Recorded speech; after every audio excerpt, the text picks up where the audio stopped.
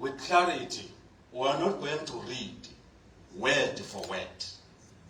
But what we are going to be reading word for word are the 6 recommendations that are supposed to take us forward out of this.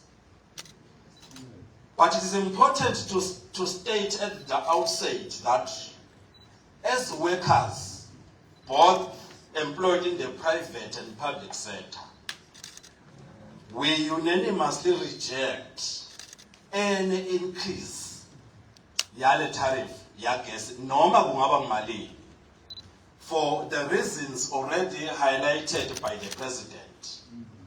Sinetisebenti lelamuhla tisahola imali lengaphasi kwa 3,500, which is the minimum wage.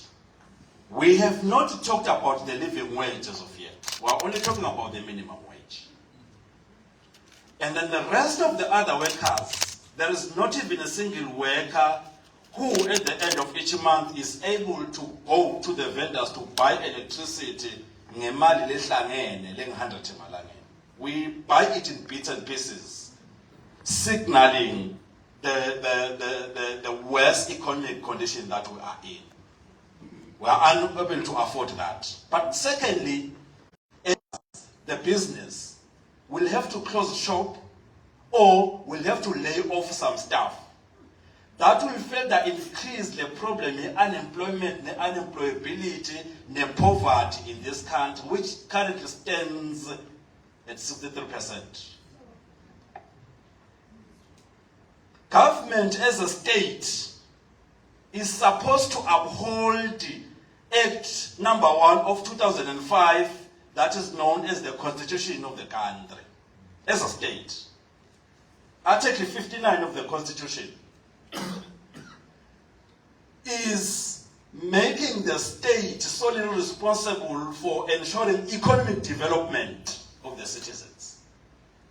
Chief amongst these is the provision of merit goods or basic services such as electricity, such as education, such as health and vaccines and all other basic services. It is the state that is supposed to make all those services to be both accessible and affordable, ensuring that they are of high quality. So it's a complete violation of that by the state. It means the state is strategically condemning the masses of our people into abject poverty for the future. It's going to cause serious social problems for this country. And that is why we are now going to go straight to the recommendations, Chair, for the sake of time. Recommendations number 1, they shall be read. TUCOSA notes that the public power utility, the EEC, is facing serious challenges that threaten its very existence. In view of the foregoing, TUCOSA is calling on ESERA to utilize its legislative mandate to bring together all stakeholders to the table to create a framework to reposition and ultimately revive the EEC so that it serves its national mandate to the country and plays the central role in ensuring the country develops its electricity supply for the benefit of its citizens. That is one. Secondly, the purchase of electricity at tariffs higher than the price electricity can be resold in Eswatini poses as an existential threat to the sustainability to the EEC, and it needs to be attended in the shortest possible time. Number 3, TUCOSA views the EEC to be performing an important developmental function in the country, and therefore its sustainability cannot be limited to cost recovery that is centered on the customer paying more. With regard to the foregoing, TUCOSA asserts that the Eswatini government bears the legitimate responsibility to give a subvention to the EEC to prevent it from being a financial distress, knowing very well that EEC is a 100% state-owned company. Uma sitawukhuluma ngama-companies ke, it has to be the owner of the company who ensures that the company is not going into doldrums, does not fall. It is not the clients or the customers that must bear the brunt of those economic challenges under which the company is undergoing. The Minister for Mineral Resources and the Energy, Prince Nongokulela, made the foregoing point clear when he made the statement as the President has narrated that. Number 3, the EEC has gone through several restructuring exercises in the past 25 years. We know that. Aiming at addressing manpower challenges and to reduce costs. However, the running costs remain high due to the payment of the contractors to carry out the duties that were carried out by directly employed workers.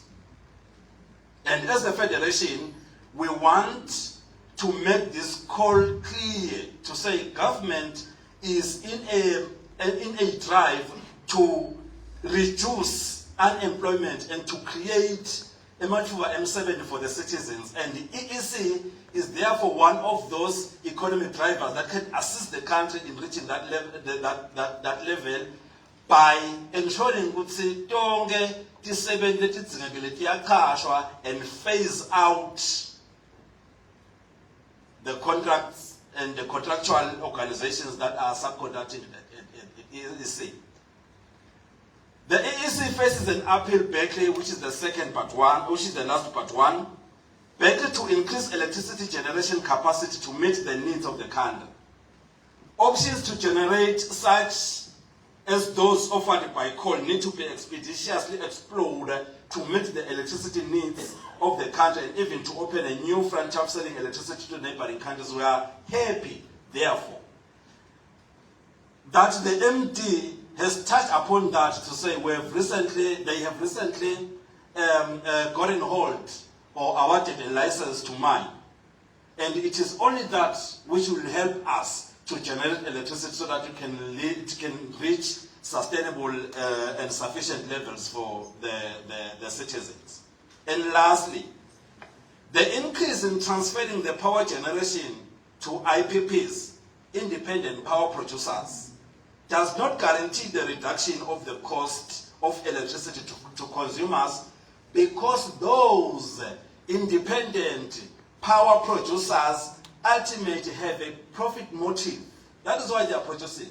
That is why they are coming to Sarah. That is why they are coming to EEC to say we can produce and sell, because they are driven by profits. And if we leave it dealt at that, it will mean the cost of electricity will always skyrocket, because they are driven by profit margins. Elsewhere, IPPs have forced national power utilities like the EEC to buy electricity from them at prices higher than the tariff sold to the consumers, which is unsustainable. Therefore, the EEC is the only entity that the citizens have to meet their electricity needs for their development. That is why we are tying all this to the constitutional and the fiduciary obligation, not only of EEC, not only of ESERA, but of the status government going forward. Thank you very much.